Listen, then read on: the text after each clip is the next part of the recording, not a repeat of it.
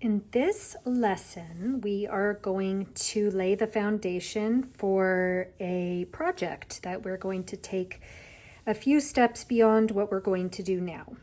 So I have here two 8x10 color laser prints. They are, well, they're black and white, obviously, sepia-ish, but they are printed on a color laser printer. So they're not black and white photocopies. We are going to make two of these. So one with her and one with her. This is Elsie, my great-grandmother, and Edna, my other great-grandmother, both of whom were very amazing women in their own right. So the next thing you're going to need after you have your photocopies ready, one thing I do want to say before I move on is that I've chosen 8x10 for demonstration purposes. If you want to do something smaller or bigger, go for it. This is just for demonstration. I actually had an idea of a smaller version of these, but I figured my hands would just be over the top of it the whole time. So having something bigger is going to be easier for you guys to follow along. So the next thing you're going to need is some fabric. I have, like I mentioned, I'm using everything I already have. I haven't bought anything new for this class, save a couple of minor things. I had a whole ton of cut raw canvas, and so I am going to use that. I also have this really cool fabric. I don't even know where it came from, but it's canvas-ish. I don't even know what you call this. Some of you out there are going to know exactly what this is called, but it's a bit more textured than a canvas. It's some kind of, I think it's probably some kind of thicker linen. And it's very bendy. It's not quite as bendy. The canvas is a little stiffer than this. And so I am going to use these two things. You can also use muslin if you have it. You can use anything you want, as long as you could even use colored material if you wanted to, for crying out loud. You can do anything. I am so all about you guys experimenting, but I'm going to show you what I'm doing and you can take it from there. So you need paint and you need a sponge brush or any kind of a paintbrush, really. This is acrylic paint. I have chosen parchment because I don't want white paint. You can choose to use white paint. This is just a personal preference. You could use blue paint if you want, but bear in mind that whatever color paint you use is going to cast that color across the entire image. So it could prove to be a really interesting look, but I personally am just kind of all about the subtleties. So sponge brush, acrylic paint. I have my image here, and I am going to give you the next step. The very first thing you will need to do is to cut off the background. If you don't cut off the background, you're going to end up transferring the background, which, again, you may want to do. But I personally am not interested in that today, and so I am going to cut off the background. Anything you don't want to transfer, you need to cut off, including the edges, because they will transfer. Wherever there is paint and wherever the image itself touches the paint, it will transfer, hopefully. We are trying to do a transfer, so we want it to transfer. So I am just going around Edna's face. She was such a cool woman. She graduated from college in like 1912 or something like that. She was an artist. She was a photographer. She and her sister had a photography studio, their own photography studio in 1906 in downtown Boise, Idaho. I had the amazing opportunity to visit that building and step into their studio a few years ago.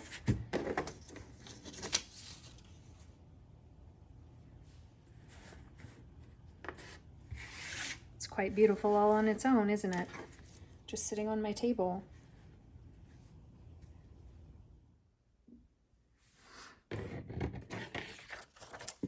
So I'm going to take this piece of raw canvas and I am going to put a pretty substantial layer of paint on it. You can place the paint only where you know the image is going to be, like so, if you wanted to, or you can paint the whole thing. It's up to you. The thing you really want to be sure of is that you have a really perfect coat of the paint, because the image needs something to grab onto. So if you have too little, like if you leave holes like this, the image will not grab there. Equally, if it's too thick, you're just kind of making a mess for yourself. So I recommend just using your good common sense and having a nice wash of paint and not getting too crazy. This is probably about right. I'm going to use a little more just to make sure. I'm just lightly dragging the sponge brush up. The nice thing about a sponge brush is you don't have all the crazy lines. Kind of want the top to be a little bit more rough. The bottom, I want to have perfect coverage. And then place my image face down.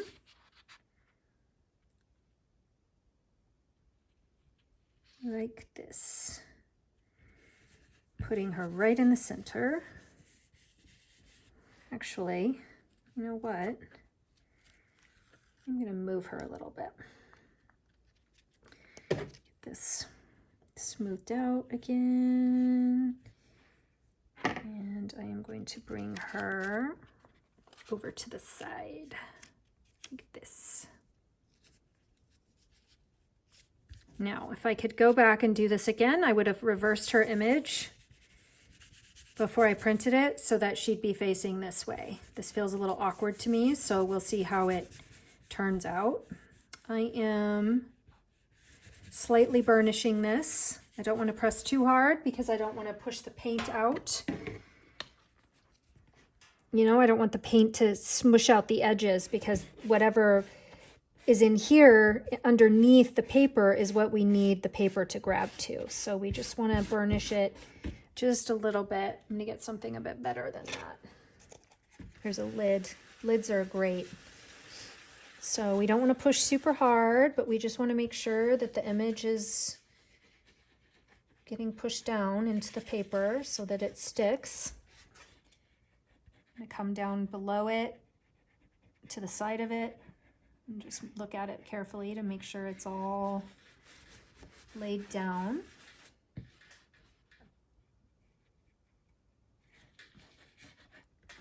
I'm okay if there's a little bit of edge that doesn't grab. It'll just make it look more interesting in my book. So I'm gonna let this dry now. These need to dry overnight. So I'm gonna set it aside and do the other.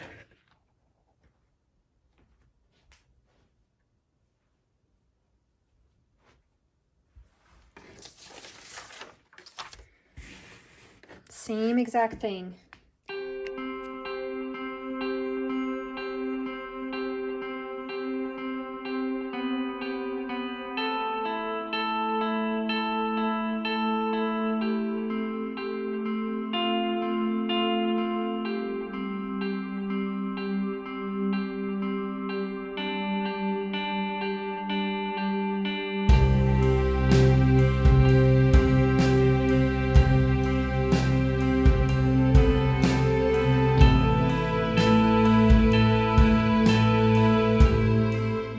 I've left these out to dry overnight, and they're very, very dry. You want to make sure they're super dry because any dampness left in the paint means the image won't fix into the paint, and it can be pretty disappointing to have that kind of result. So what we're going to do now is we're going to remove the paper from the piece of fabric or the whatever you've chosen to use for your substrate. You can start by peeling any remaining edges that are kind of lifted up. Sometimes you won't have any edges, and that's fine. This one I did a pretty good job of sealing the paper down into the paint, so there's not really anything lifting to grab that edge off. You can do this step in your sink if you'd like. I'm going to do it in this pan, this old baking pan that's seen a few processes in its day. So all I'm going to do is pop my piece of fabric down into the pan. There's a little bit of water here. I don't want to go super crazy with the water. I always start with a little bit at a time. The sponge is hugely soaked with water, and I'm going to lay this just face down into the moisture.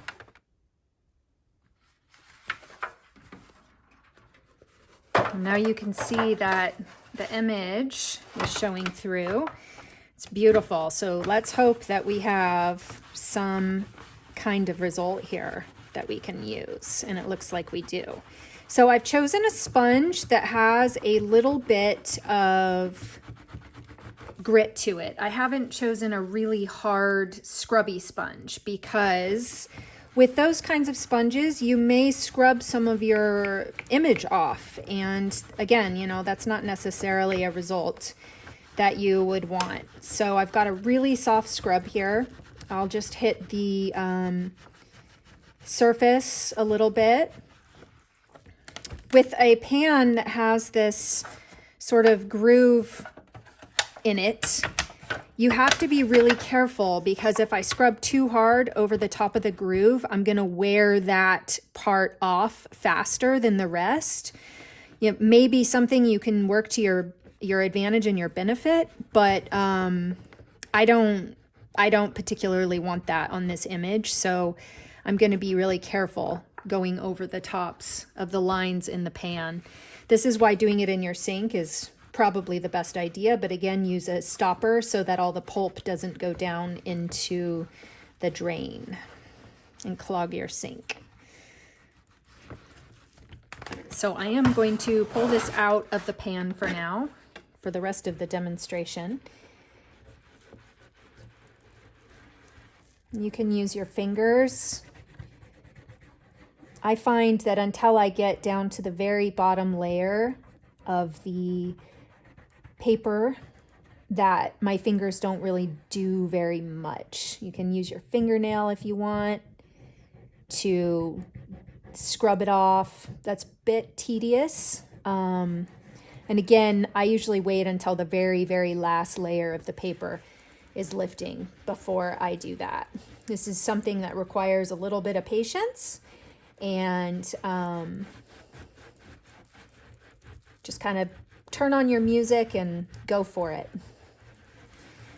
A lot of times when I'm working with transfers, I'll just do a whole bunch at once and just mark out my afternoon to scrub paper off of transfers because it really isn't the sort of thing that doing one at a time, it's just not very rewarding, in my opinion. I like to do things in multiples and just have a stash of stuff to work with. I really like this. That is a really interesting result, in my opinion. And it's just perfect how it's just at the tip of her eye, so we don't lose her other eye. And down here at the bottom, where I intentionally let the paint drag off instead of applying a consistent coat, you can see the results, which I did on purpose, hoping that I would have a result like this, and it worked really well. So if you wanted to do something like that around your entire perimeter of your image, you could do that and have a pretty cool result. You would just have to be really specific about how much paint you put down and where you dragged it, if that makes sense.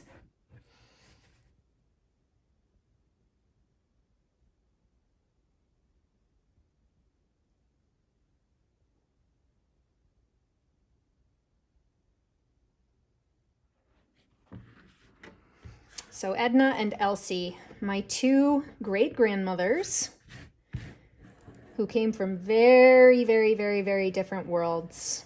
Elsie's story is one of great tragedy that repeated itself again and again and again and again through her life.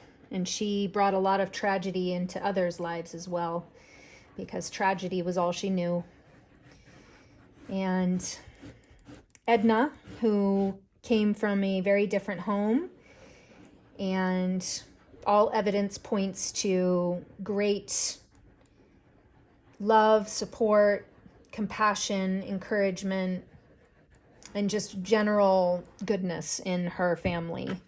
They treated each other well, lifted each other up, and her life was a legacy of that. She left that for her kids, and it made quite an imprint.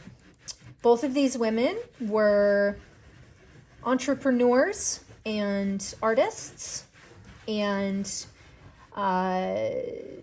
it's pretty interesting how I have two very similar women in talent and ambition in my line as great-grandmothers, both of whom were very obsessed with photography and left a huge catalog of imagery.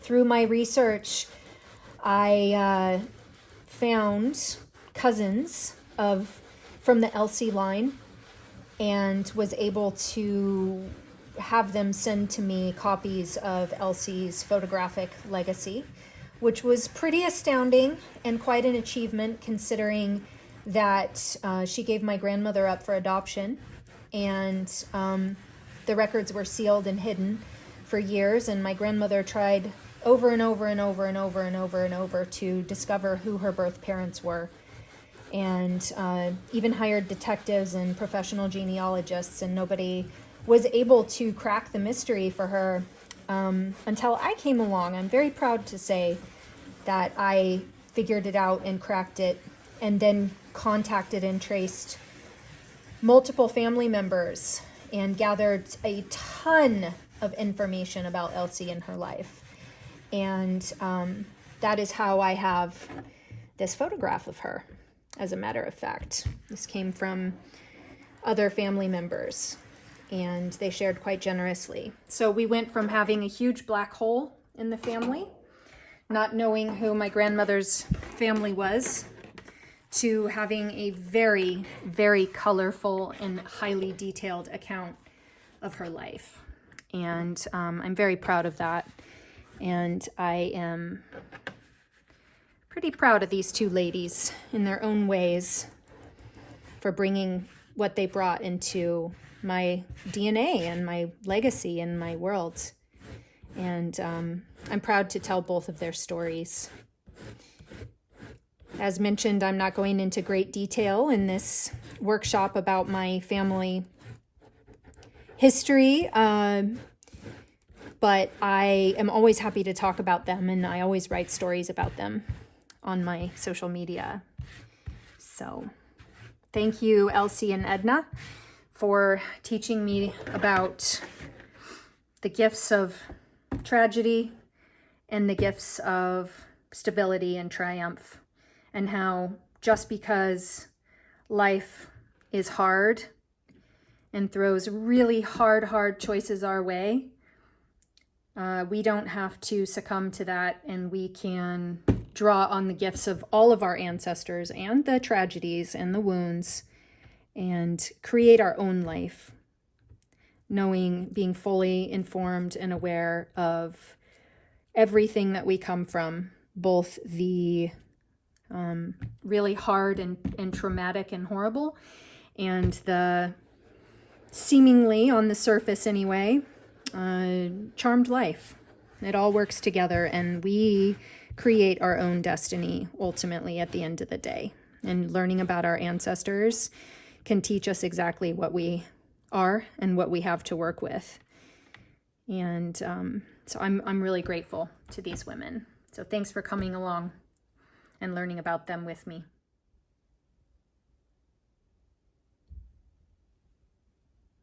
While I'm working with my ancestors on projects like this, I can't help but wonder, what else do I not know? What else lives inside of their stories, still waiting for me to discover and uncover? And just because I think I know, doesn't mean I know. And it keeps me hungry to learn more, dig more, research more, feel more, and do what I feel is my duty as their offspring, to continuously endeavor to understand them and tell their story, because I know that ultimately it's a win-win for everyone when I understand the truths of my ancestral line.